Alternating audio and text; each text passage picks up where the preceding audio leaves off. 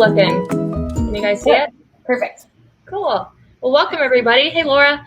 I can go ahead and kick us off today. Thanks for joining. Today we're going to be talking about, obviously, how to build a tech stack to transform your fulfillment, and specifically how merchants are able to optimize all of their processes and hopefully drive profitability at the end of the day. I feel like that's the goal for everybody, is to make more money. So I can kind of set us up and give a quick intro, and then Oliver, I'll let you introduce yourself. My name's Lindsay Brush, one of our VPs of sales here at Glew, right now based in my hometown of Charlotte, North Carolina. And my day-to-day typically at Glew consists of helping brands evaluate Glew as like an app, but then also helping coach them through their own data and helping them figure out where in their own numbers they should be looking for the most actionable insights once they see it all come to life inside of Glew. So super excited to be joining Oliver. I'll let you give your intro on Peoplevox and Descartes. Yeah, so I'm the Global Sales Director for Peoplevox. We're a company of Descartes, a global supply chain business headquartered out of North America. I look after new business for Peoplevox across the world. So the US, UK, Europe, and Australia and New Zealand are our primary markets. And while Lindsay lives in the world of digital data, I very much deal in the physical, behind the scenes, dirty plumbing of e-commerce. Everything after people press buy on a website, we get involved in helping companies transform the way that they actually manage those orders and make sure everything goes out on time and they deliver a great customer experience. Awesome. Yeah, between the two of us and serving clients all over the world, we don't get a lot of sleep, but I'd say we both really like our jobs. So we're excited that you guys could be here, and hopefully we can help you and teach you something today. If you're wondering kind of like why Glew and why Peoplevox, it's funny, Oliver and I go way back. I mean, not too far, but 2018, I remember it was one of my first few months at Glew, and one of our shared clients, Just Hype, she was like, hey man, do you have the integration yet for Peoplevox? Like, I would love to have my inventory data in addition to everything you've shown me with Glew. And so after that, we kind of just teamed up, joined forces really to help provide all of our mutual customers with whatever they needed to be successful. And turns out it's better e-commerce reporting, but also better inventory management and fulfillment reporting too. So when we were planning for this webinar, we realized over and over again, so many of the merchants are facing the common challenges that we are noticing. And so with all of these types of tools they're using, we thought it might be helpful to share a few case studies with you guys. So the first thing that I figured we could do is start talking about the best brands that we've seen be really successful and what they're doing. So there are commonalities across some of their tech stacks. They all have exceptional fulfillment, a super strong understanding of their customers, and overall performance to match really good analytics on top of that. So Oliver and I have talked through a couple different case studies from some mutual clients. So I'll let him kind of talk a little bit about, his interest in really walking through some of these tech stacks, because I think that's where we can hopefully shed some light on what's working for some of the best brands that we do all work with. Yeah, so kind of the lead into this from my perspective is within Peoplevox, our why we exist is to help with companies that want to deliver a great customer experience at the end of the day. And it's about matching their capability in terms of fulfillment to their ability to generate demand. And one of our fundamental principles is this visibility of what's going on. Our system ultimately, once it's in place, it means people have visibility on their inventory and they know what's going on in the warehouse. But what we're very aware of is the visibility of what we're doing is only one part of their organization. And the magic of e-commerce operations really happens when you can go right from the top of your technology stack, so like the marketing and the advertising channels, see that come through into, say, your Shopify platform, have that data all the way through to the warehouse system, your shipping platform, and then back through things like customer service, and bringing the data across all of those points together. And that actually gives you like the end-to-end visibility. And then really where that's powerful from what I've seen with clients is then using that to give you the ability to plan properly. So we're not just diving in and trying to grow revenue as the priority. We're actually coming up with an operational model that can drive profitability into the business. Yeah, so I feel like you really preach that. Like even just following along your LinkedIn, you're always talking about how important it is to get the most optimal tech stack in place. So I'm glad that we get to feature it for everybody today. Do you want to jump into those? Right now? Yeah. Let's like hit a couple. So like, you tell me when to switch when you're done. Yeah, this one's a good one to start with. So this was actually a tech stack that was implemented with a client that came across from a few, more of a centralized hub of a system. And the aim here was to enable them to get the visibility all the way through from the marketing technology, through their Shopify platform, through the warehouse, so that they could start to make more joined up decisions. And the thing that's interesting about this is the decision that client was making at the time was the kind of the obvious route is to say you need to go down. Once you get to a certain size, say 10 million, you start to kind of hit the marketing and the preaching around you need this single source of truth. You need to put in an ERP if you want to see all your relevant data in one place.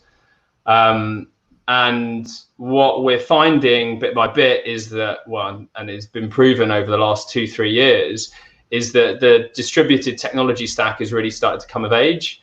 And the key component with it is the layering of a Glew analytics over the top of all of these different pieces of technology so that you can drive your key metrics. And this is a common technology stack for a direct-to-consumer brand, or in this case, this is actually for a multi-brand retailer that had a Shopify retail store running on Shopify POS and then 2 Shopify websites.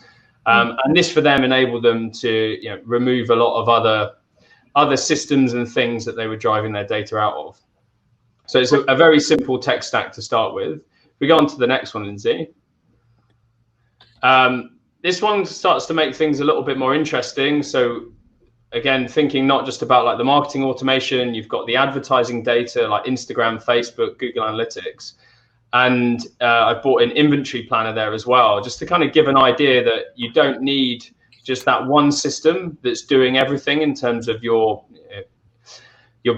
back office supply chain, but also in terms of like your purchasing and your forecasting. It's okay to be getting data and doing things in different systems. You don't need to bring it all into one place necessarily, as long as you're able to get the kind of data that we're seeing on the right-hand side out of your analytics platform. And there may even be stuff in there that you don't necessarily need. Mm-hmm. And the next one, Lindsay. And then this is kind of the typical approach that you see, which would be even something like a NetSuite, right? And the logic here would be that you put in something like NetSuite, and that's going to be your single source of truth. That's where your data is going to reside. That's going to give you everything you need, right? But what we frequently see is that NetSuite's only a certain part of the story, and typically it's very financial focused in terms of the data that it gets out of the system. So if the data conversation in your business is being driven by finance, then NetSuite is going to be the answer to your data questions. Whereas if the data conversation in your business is being driven by merchandising or a genuine business analyst who's looking at the broader spectrum of data, they're not just going to be interested in what's NetSuite got from a financial perspective. They're going to be interested in what's in the warehouse, and they're also going to be interested in that top layer, which we haven't got visualized here, but it could still sit in there nicely, which is the marketing automation with things like Privy or Klaviyo, and then the advertising data coming out of Google Analytics, Facebook, Instagram. So it's basically just, would you say it's common to see like certain tech stacks depending on like what type of a client you are? Because I feel like this is common with a lot of the fashion. Yeah, it's the stage. Like if you're like direct to consumer brands have really really simplified their life by having a very clear strategy of I'm selling my own product and I'm going to sell it via my website, and I might add retail stores, but I'm not going to do too much. And as long as you're driving direct to consumer, you then don't bring in the complexity of, say, wholesale. You know, I'm often find when you're in conversations with, say, a wholesaler B2B company that is now starting to do direct to consumer, they end up in this more kind of rigid technology stack with their ERP, or they may even have put in an ERP to do B2B. And they'll always look enviously on, I'd love to just have, strip out all that complexity and have a bit more of an agile tech stack and just pick the best of each to run the business. I get asked that question all the time. Like, I have so many apps. Like, I don't know if I need another app. Like, what is Glew? What can Glew replace? Or, where does this all fit into my tech stack? I thought I had NetSuite, so that was my source of truth. So it's cool. I'm kind of surprised to see the combo of stuff like inventory planner. I didn't know that brands would do that.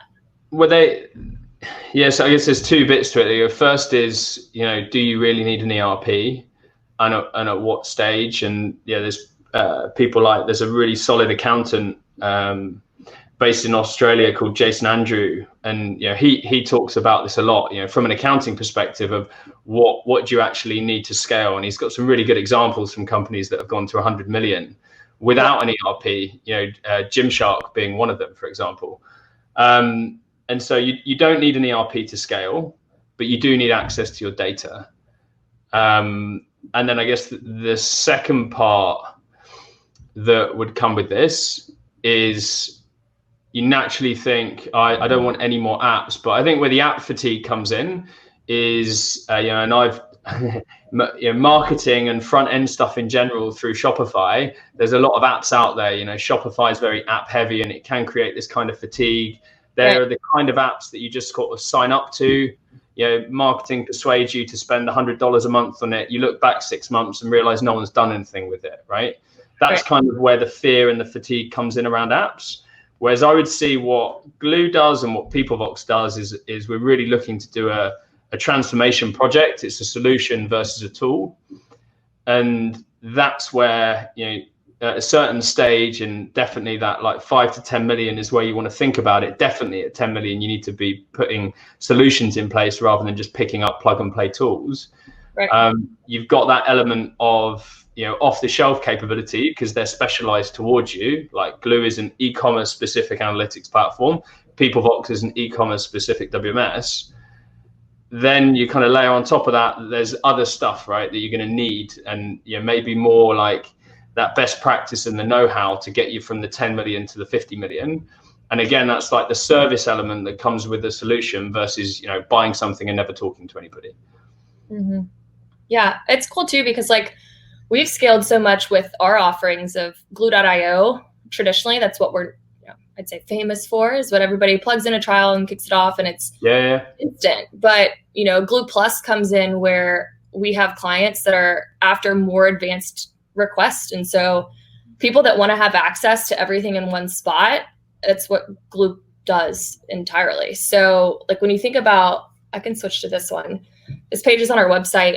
We've got the new Descartes logo down there for you, but like when I see brands, they'll come to us and say like, okay, well, I can see pieces of Glew.io, I get that in Klaviyo, and I'm like, right, but Glew.io is never going to be a world's best email system. You know what I mean? We're not going to send out your marketing campaigns, but we do want to house all of your data.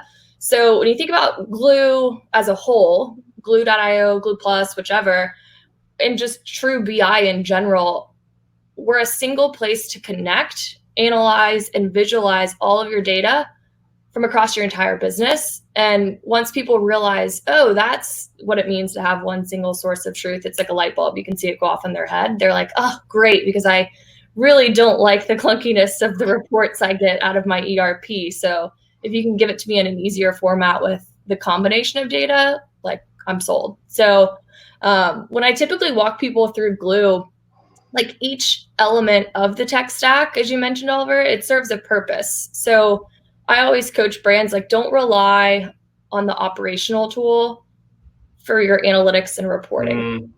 Like, maybe, I think we were talking with like White Fox Boutique, or it was Flatspot, I can't remember which one, but systems were built to support their data. Like Peoplevox was built for Peoplevox data, and Facebook is built for Facebook Business Ad Manager. And so, like, I know Peoplevox's mission isn't to be the world's best inventory analytics tool. It's the best operational system for your warehouse and fulfillment. So, using them and keeping that in mind, like, what is the purpose of this tool? Great. Does it do that operationally? Like pushing data from your e-commerce cart to NetSuite so that Peoplevox can pick, pack, and ship it? Great. But your data has to be blended together so that you can provide reports on all of it at the same time. So I think what helps people, like, normally I'll show, let me switch gears. I'll jump out of the presentation and go into the app for a second.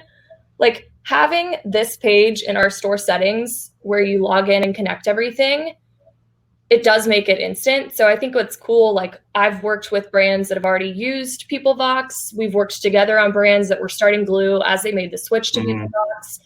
And while there's a lot more that goes into the plumbing on your side, as soon as it is live, though, and they've got data in Peoplevox, they can connect it, and we'll be putting data in same day. So they can figure out, like, hey, did that, I don't know, new organization physically in our warehouse help our customer service tickets exponentially today? So, being able to think, okay, I've got Glew, I've connected all of my apps.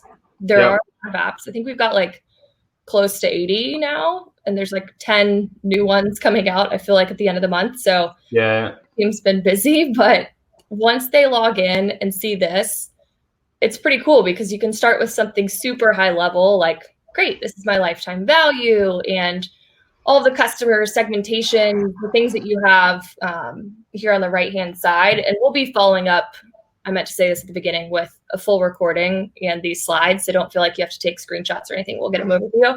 But so many insights already here. But the key component is your inventory data, right? So if that's getting updated from the connection that Peoplevox talks to Shopify, then we get that data for your inventory. So I remember, I think it was Jeev at Just Hype, but he loved this page. He was like, holy crap, this is amazing. Peoplevox is talking with Shopify.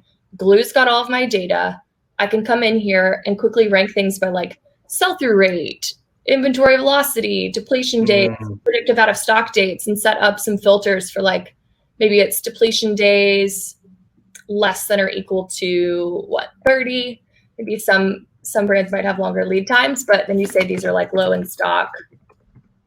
And this could be added to a report and then to go out however often they want to see it. So that's something I see a lot of my clients doing. Again, for like just individual SKUs, like being able to see that sales data from the historical Shopify piece, but then also start tracking the quantity that you have in stock of every tiny SKU that you have instantly. So, based on this, you start to say, okay, Glew.io does a lot of it very quick, but what about the data from Peoplevox beyond this? What else can I do? So people typically look at Glew.io as the structure of what to be looking at. It kind of guides you with like blinders, like, look here, filter by inventory velocity, because it's all done for you.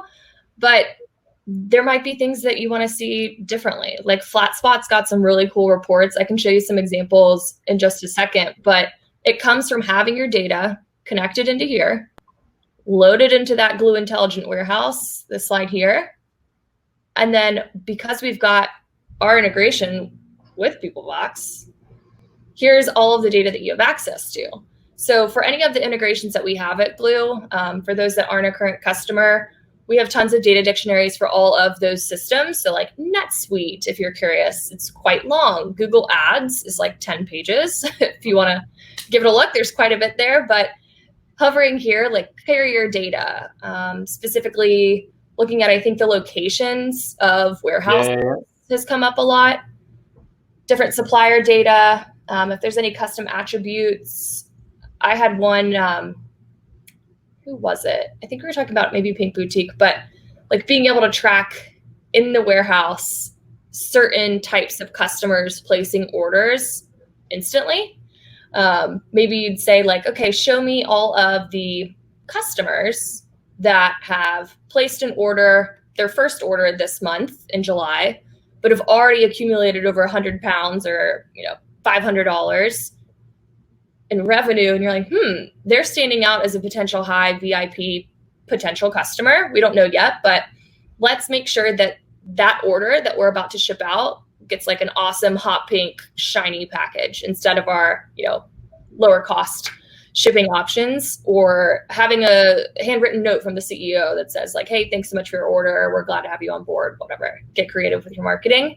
But because you can have that data in tandem with Peoplevox, it's been really cool to see what some of our clients have done. So just as a quick example, taking all of your data from all of your sources, if you wanted to see it in a certain format, that's where we build customer reports, or our Glew Plus clients can build their own. So clicking into this one sample jumpstart that we have, a lot of our clients like to do some, just some tweaks to the inventory. Like they love what we have pre-built, but they're like, wait, I have 10 warehouses, or FlatSpot, for instance, they've got like what, 3 Shopify, 2 Shopify? 2 stores, yeah. Yeah, so then up here with parameters, you could toggle this report across all of them. So, hey, run me this report for all of my warehouses, all of my Shopify sites, maybe pull in the NetSuite data, whatever it is, but have the same report update. So this is a common one I see people liking, just seeing like individual products, where it is, the size. These are some KPIs that they were after, but any of this can be tailored however the merchant would like it. So that typically helps people understand, okay, Glew gets me started. Now I've got my Peoplevox data and NetSuite. What do you want to see in a custom format? So anything that you would add, Oliver, here? Yeah, I'm just thinking about like our role as a system of action in the technology stack is to, the foundation of all of these inventory reports is like, data's great, but how accurate is it? And if data is not accurate, then people tend not to use it. And then if they don't use the data, they're not making good decisions. So the foundation, like our absolute number one fundamental for any project we do is let's get the inventory accurate. Because if inventory isn't accurate, then we oversell and we cancel orders. And there's no point looking at the lifetime value metric for too long, because we're just spoiling all of those new customers coming in. And it's kind of a bit like what we try and shift in the minds of people, particularly where they're handling the stock a lot, handling the inventory, is to start thinking about the inventory a bit like you do when it's your money in the bank. Like weirdly, a lot of founders, they take their money, they buy inventory arrives at the warehouse, and you walk in some warehouses and there's like inventory on the floor and stuff. And it's like, wow, like imagine if this was your money sitting on the shelf. Trying to get that mindset. So they go, okay, the inventory is my money. And even more than that, it's actually my opportunity cost to make more money. So it's worth more than the money you spent on it, technically speaking. And then from that, now we've recognized the value of it. Right, now I want bank level detail of everything in and out. So like, okay, we're going to tell you everything that comes in, everything that goes out. We're going to give you that level of control. And then we wrap up and we go, right, the inventory is accurate. You've got that. The next bit is really then unlocking that data and starting to look into it to make those better decisions. And that's where Glew really can take your Peoplevox data onto the next level. It's awesome. I would say, how often do you feel like merchants, how can I word this? Like see data and make changes? Like, are you seeing people change the way that they ship, like package wise, something as specific as that? How do you mean by package wise? like the type of packaging that they use to send out their products to the customer? Yeah. Speed. Yeah, I guess the thing we're seeing like most with the data related to the inventory, like the biggest is going to be what you buy, first of all. We've captured data from 197 companies in the past 12 months. And the most popular demand planning forecasting tool is Excel, Google Sheets.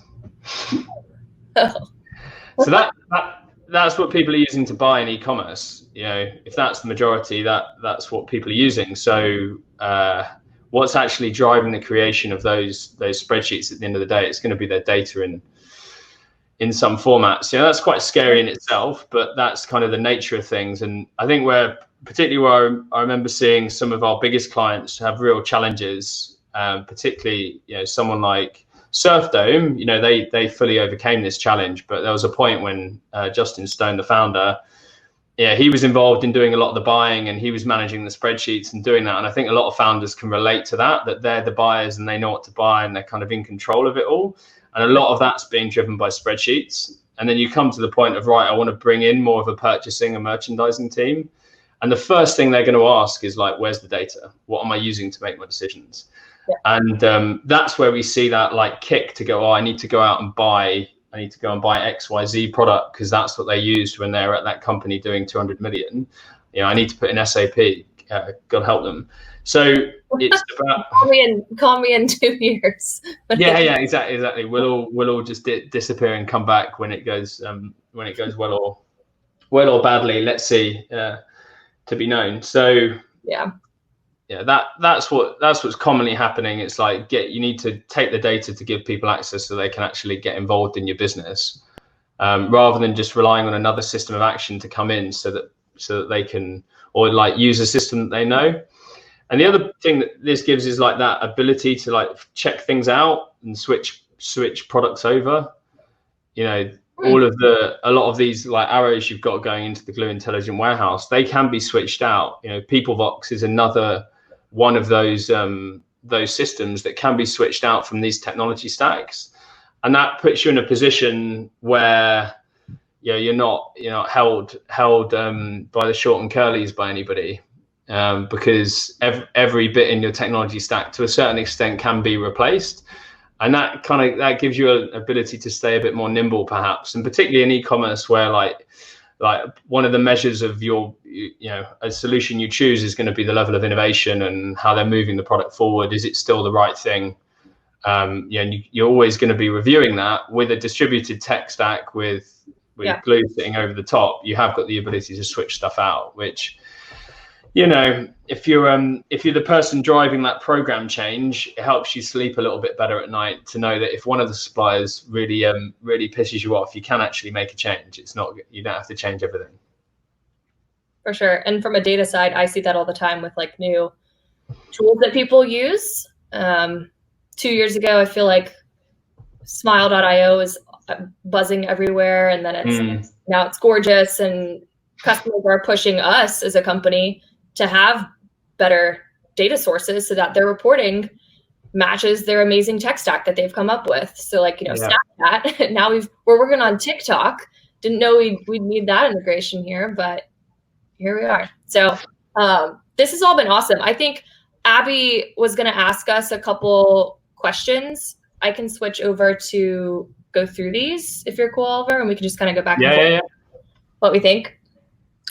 Yeah, definitely. Thank you so much, guys. This has been, I think, a really good, useful conversation kind of about how Glew and Peoplevox work together kind of in the context of your broader tech stack. I think that's so important.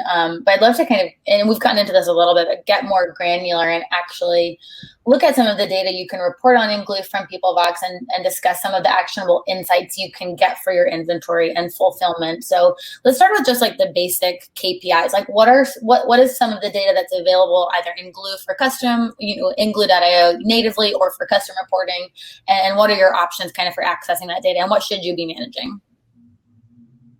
Yeah, I think I might have skipped around and showed you a little bit of this, but I can definitely go back. I would first start out with like what people don't already know is that, Shopify, if you're just relying on Shopify, that's okay, depending on what stage you're at, but they are not the world's best inventory management system, right? They're e-commerce cart. So they have all of your historical sales, but they're not going to know how many, shoes you had in size 9 at the start of today, because that's not their purpose. Their operational purpose is to receive the orders, and then Peoplevox or whatever other system you choose has to keep that inventory data up to date. And what's cool is that because those systems talk to one another, that data does get updated. We capture your inventory in Glew. So pretend you kicked off a trial today. This would be a flat line of 0, but then today it would start calculating every night at midnight. We're going to pull that, see how many you have in stock of that shoe, and then moving forward, tell you every single day. Now you've got 20 shoes in stock of size 9. Now you've got 18 the next day if we sold 2. Oh, we got 100 in stock. Now it goes back up. So you have this instantly, but it does start the day you connect your data to Glew. So it's something I always point out because people might not know that, but that's the only way that you're going to be able to get to these calculations, like sell-through rate. I can hover here and show you the formula, dividing however many units you sold compared to the units that you had at the beginning of the time period. So if you were to go back, all of last year, we're not going to know how many you had in stock in 2019 unless that data can be found somewhere else. Like, is it in the ERP? Is it in inventory planner? Where can we pull it? Hopefully not an Excel sheet, but if it is there, we do have a way to get custom data tables into the system for you through some custom reports. But this is huge. I'd say these are the main 4 things I point out to clients. Do you have any other ideas, Oliver, just at like very high level, what KPIs they're tracking? I can go back to some custom ones too. Well, the KPIs that are there's 2 sets from our perspective. There's 2 sets of KPIs. Like there's always going to be, and I think I remember back to our first conversation. There's a set of KPIs related to the performance of the warehouse, like the number of orders picked per hour per person, the number of orders packed per hour per person, like that. That is right in our sweet spot of things that Peoplevox is good at from a reporting perspective. The warehouse manager wants a dashboard. Everyone in the business wants a big dashboard up in the warehouse going, how many orders you shipped today? Who's the fastest picker? Who's the fastest packer? How many orders left to go? And that's a good example of where a specific system like Peoplevox is going to report, but only in a certain area. And that's the bit that we recognize, like that's core to our proposition to be able to do that for every client. We're a system that delivers efficiency for the warehouse. People need to be able to track that efficiency.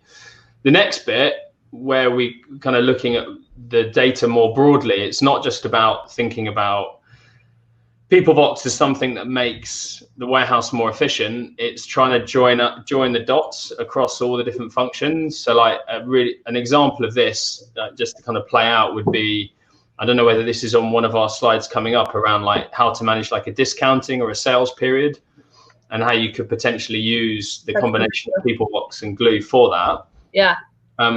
We call these like surge events. So, and we're seeing it more and more with direct to consumer brands where they're driving this hype around these big sale events. And this is kind of where they acquire more new customers than ever before. And the performance of their warehouse, particularly when they're in like the early stages, the performance of their warehouses and fulfillments, this is where they start to feel the pain of like, oh, holy crap, we worked out a way that we could spend more on advertising and get a better return on investment than ever for first time order conversion. But we didn't think enough about, once we get those orders, how are we actually going to ship them out the warehouse and deliver a customer experience that matches up to the demand that we can generate. Right.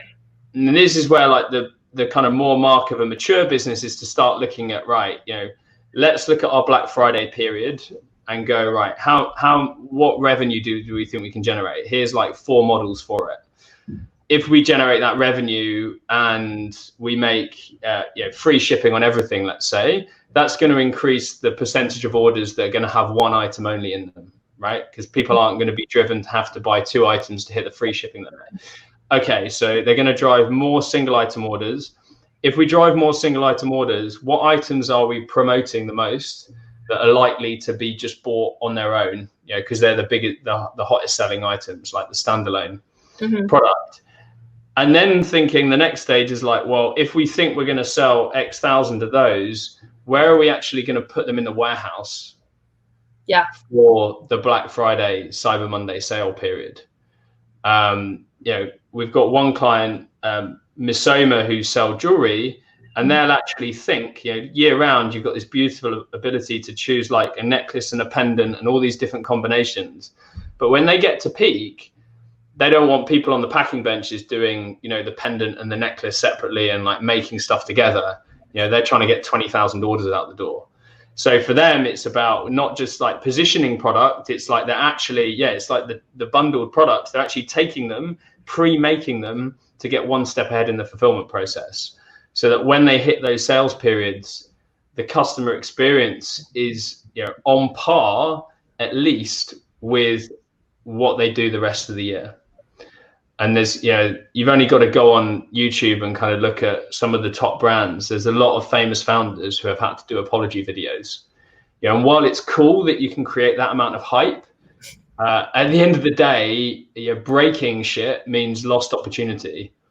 Yes, you create the hype, and I get scarcity sells, almost like nothing else with some of these products. But, you want to drive scarcity, but you also need to deliver, because selling out of everything and then pissing everybody off is never going to make you feel good at the end of the day.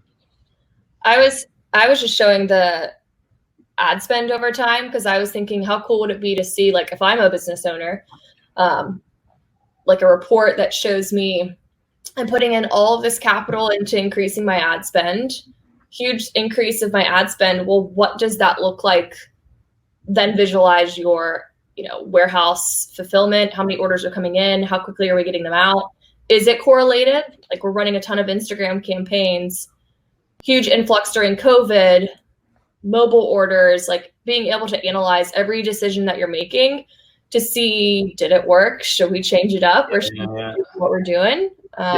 This is e-commerce operations done right, in my opinion. This is like having someone who's over what we're selling, right, what are we going to drive volume on, how are we going to fulfill those orders? So they're actually not just thinking about, let's just sell a load of stuff. It's like, let's sell this stuff, and this is going to result in this many orders, and these are the number of people we need in the warehouse, because your metrics. Like with a system like Peoplevox, how many orders per hour each person can pick. And it was the same during COVID in the UK. We had clients who were forecasting, based on the minimum team they could have to stay socially distanced, how many orders they could do a day. I remember one client was like, we can do 1,500 orders a day with a team of 5 on a shift, and that means we've got the lowest level of risk. So they actually capped the number of orders they could ship a day based on that data. And then that starts fresh the next batch that they work on the next day. That makes sense. That's cool. Yeah. I think we've kind of combined, sorry, Abby, 1 and 2, but no, yeah, you're good. You guys are a step ahead of me, and that's great. Like you guys got to exactly what we wanted to talk about, which is kind of how do these brands kind of execute on these like massive sale events effectively by having access to this data, which is awesome. I'm curious, that something we didn't touch on, which I think is such an interesting use case that I hadn't really thought of prior to kind of having conversations with you guys, is really bringing it full circle with the data that you have in Glew, and thinking like, when brands have these major sales events, they are acquiring a lot of first-time customers typically, and how you can use the data in Glew to identify those customers and then figure out, all right, what do I need to do to turn those first-time customers into repeat customers? Maybe we can talk about that a little bit. Yeah, I mean, step one with that is have accurate inventory so you don't oversell, and have cancelled orders. Mm-hmm. Step 2 is shipping the right thing, which would be measured by returns and refunds, due to wrong item being picked. And the third is how many orders did I end up in the backlog? How many orders shipped late, versus expected shipping date versus when they actually leave the warehouse. Customer expectation versus reality. And retrospectively, looking back on your sales period, part of the success should be, okay, we brought in this many new customers. We know how many orders we got out the door. We how much revenue we generated. In the trailing 2 weeks, how many returns were due to reasons that aren't positive reasons, things we could have prevented occurring. For example, wrong item being shipped or damaged item going out the door, and then also combining that with your data from Gorgeous of how did we get more customer service questions during that period? Did we get a massive spike so it's disproportionate? Because that's another team that you need to hire up in, and it's directly related to the performance of the warehouse in most cases.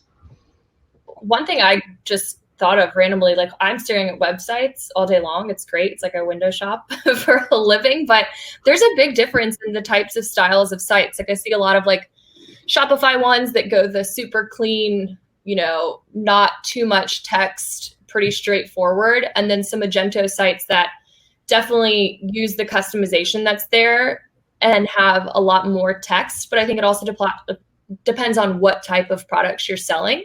So a lot of cosmetics or, swimsuit brands, I feel like those returns might be because of not knowing quite exactly which shade or which color hair extensions or what else have I seen?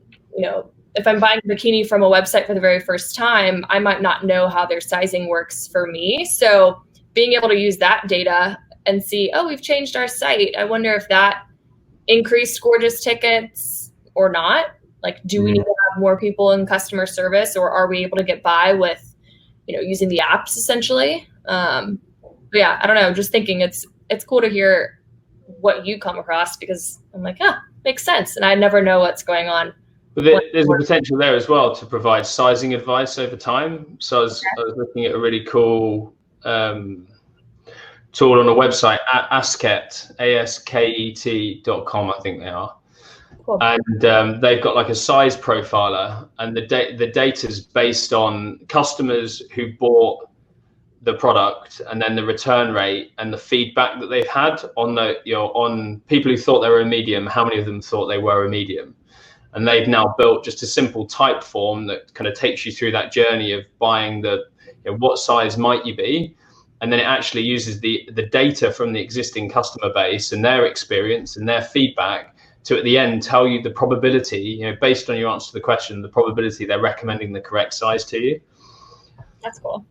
Yeah, and that's a big thing for them, because they're into they're a brand that kind of believes in the buy less but better, and they're actively trying to prevent people from buying product they don't like and wasting the journey of the returns and everything. And obviously from an operational perspective, there's huge incentive to try and cut down returns due to sizing issues.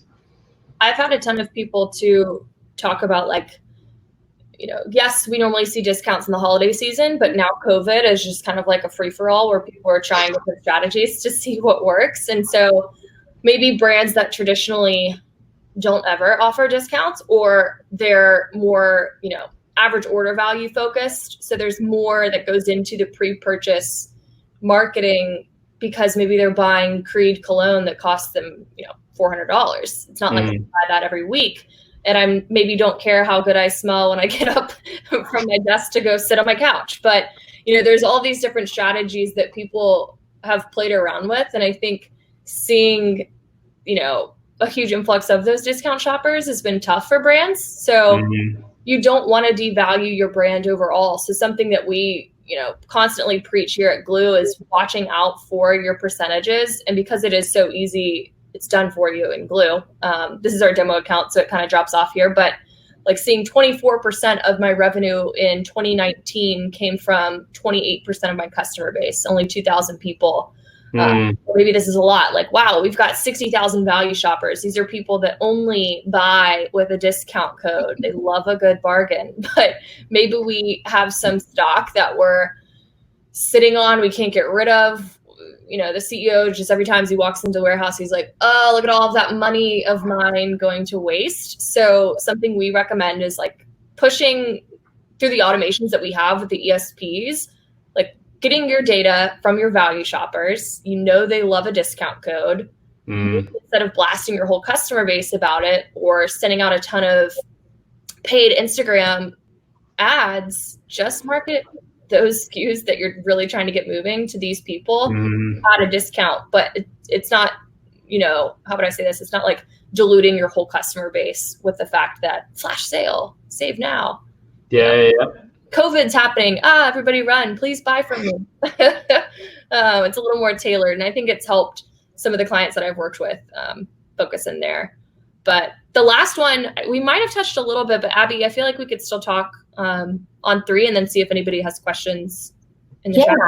Yeah, absolutely. So this is our last question. We'll wrap up pretty soon. If you guys have questions, start dropping them in the chat now or in the Ask a Question module at the bottom. I see we've gotten a couple in there already, so we'll touch on those at the end. But yeah, our last question, and you guys did touch on this a little bit, and we were just on customer segments, so it's kind of perfect. But this is something I hadn't really thought a lot about either, but really how you can use kind of your fulfillment operations as a lever for really creative customer retention, and kind of how you can use your customer data in Glew to identify some customer segments to create really unique fulfillment experiences, and how that can kind of help you drive customer satisfaction and customer loyalty and retention. So you guys can talk a little bit about that.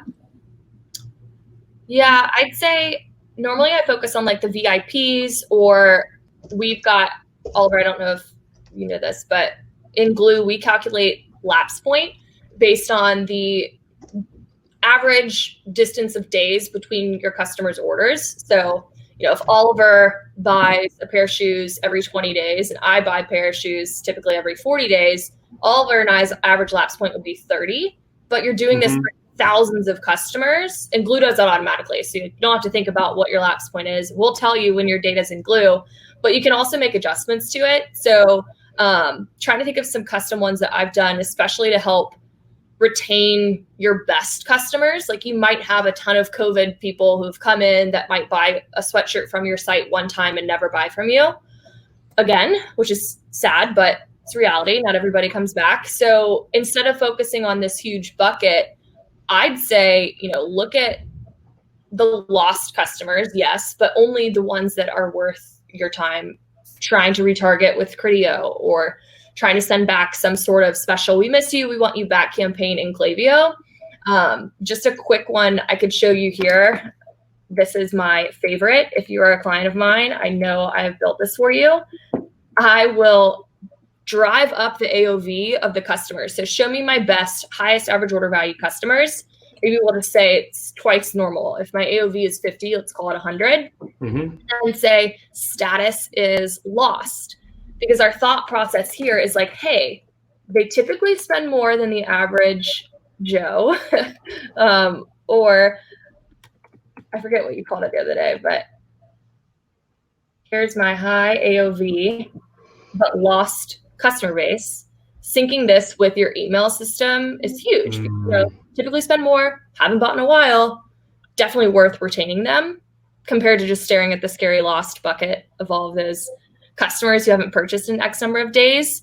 That's a huge one I've seen work really, really well. Also just noting that we do pull in the rewards data. So we mentioned this when we were planning for the webinar, thinking about how you could have a report pulling from, Shopify, Gorgeous, Zendesk, Klaviyo, Ometria, and say, hey, here are my best customers who currently have an open Zendesk ticket. And if you know that, maybe because of Glew, your highest lifetime valued product are your pants, if that was the case when we ranked them by LTV, then you'd say, okay, well, maybe, our customer service team should be tackling the open tickets related to pants before we get to people writing in about bikinis, because based on all of our data, if we can get those pick, pack, ship, and out, and they're happy and they know exactly what kind of pants to buy, based on the data, that's where our highest lifetime valued customers are coming from. So then you use that when you're trying to acquire new customers. Hey, let's go find a lot of guys that want to buy pants. What else? I think trying to go through to make sure I've got all my examples covered, but those are the biggest ones I'd point out for sure. Yeah, that's great. Oliver, anything else to add on to that? No, nothing on that. Cool. Awesome. Well, I think we are about ready to wrap up then. We've got a couple questions, so I'll run through those and have you guys answer them. If you guys have any other questions, drop them in the chat and we'll answer them. And we'll also follow up later this afternoon with the recording, and you can reach out to any of us via email. Lindsay, I'm gonna have you go back to the slides just to put you and Oliver's contact information up on the last one, just so people can reach out to you guys directly as well. But for questions, we've got just 2 in here right now. So the first one was from Brad. I answered this in the chat, but I'll read it out loud anyway. So he asked, does your integration with Shopify access their fulfillment API? Can that data be viewed in Glew Plus? So I brought that back to our integrations team, and the answer is yes, we can pull that data for Glew Plus reporting, if anybody else is wondering. Yep. And Oliver, this is, you look like you saw, this is a good question for you. Susie is wondering, how does Peoplevox compare to an app like TradeGecko? Does it replace it? If you have a 3PL, is Peoplevox still appropriate for inventory management versus warehouse management? So maybe you can speak to that. Yes, there's a couple of questions in there. First of all, how does it compare to an app like TradeGecko? So TradeGecko is an entry-level inventory management system. It does a lot of things, which is often really useful when you're at a certain size and scale, usually a bit earlier on in your growth trajectory, normally kind of between 2 and maybe you could stretch it to 10 million. Where does Peoplevox come in? We're a more focused solution for companies that are running their own warehouse. So I can kind of answer the second question, which is it still appropriate if you're with a 3PL? Our technology takes over and runs everything within the 4 walls of the warehouse. So from goods coming in to goods going out, we're putting everything on an Android mobile app, so people are scanning things around the warehouse, and we're optimizing that whole workflow and then providing the visibility across it all, so you can be on top of how things are performing. You can put our technology into a 3PL, so you could go to a third-party logistics company and they could use Peoplevox, and you can also run one warehouse using Peoplevox and then use the 3PL to run a warehouse in another country, which is often something we see. Clients put Peoplevox in their home country where they want to run their own warehouse, and then maybe in a secondary market they'd use a third-party logistics platform. And inventory versus warehouse management, like these are like classic debates that go on around what's inventory management versus warehouse management. There are a lot of inventory management systems that are kind of masquerading as also doing warehouse management. Inventory management, typically I would consider that to be purchasing through to order fulfillment. And where Peoplevox focus is those 4 walls of the warehouse, and typically we're fed things like purchase orders from other systems. So it could be as simple as your Google Sheets, which is the most popular purchasing platform on the planet, or it could be even purchase orders from a platform like TradeGecko, but more commonly it'd be something like Inventory Planner, or for merchants of a certain size and scale, that would be NetSuite. So that's kind of where one of the biggest areas in which we differentiate, but we still, with a Peoplevox technology stack, we're the master of the inventory within the warehouse that we manage. So we're responsible for providing an inventory feed up to the website to make sure you've got 100% accurate stock. We're then responsible for making sure that you pick accurately. And then the third area is making sure that you ship everything out on time. Are you able to ship as much as you can sell? And they're the 3 fundamental areas that we work in. And then obviously the thing we've been talking about non-stop, which is the visibility across all of that. Hopefully that answers the question. I think good answer. I think that's all the questions we've got. We'll hang on for just a couple more seconds. If you have any questions, let us know. And of course, you can follow up with Lindsay or Oliver. I know we've got a range of different people on the call today. So Peoplevox users, Glew users, if you have questions about either of our platforms, don't hesitate to reach out. And we will follow up with a recording and these slides later this afternoon. So yeah, let us know if you have any questions. We really appreciate you joining us today. Lindsay, Oliver, I'll let you guys sign off if you have anything else to add. I can't believe Lindsay contacted me in week 2 or something of being at Glew. I had absolutely no idea. Oh yeah, it was literally, I think it was in 2018. I'd say May. We can go look through our emails, but it's been fun. Been ton of fun. I feel tricked. Genuinely shocked. I was like, surely you've been there forever, you know. But yeah, we've done quite a bit. It's interesting, like where we seem to, like you said, we both seem to pop up. Yeah, there's a lot going on in Australia and New Zealand that we've been involved in, which is kind of funny because we're not there. Either of us aren't there. But now we've obviously got a much bigger US presence as part of Descartes. So we're gonna see a lot more of each other in your home market, which is nice. Cool. Well, I'm excited. Thanks again for joining. This has been fun. If anybody has questions, reach out and we'll talk soon. Awesome. Thanks so much, everyone. We'll talk to you soon. Cool. That was great. Hope that was helpful. See ya. Bye. Bye.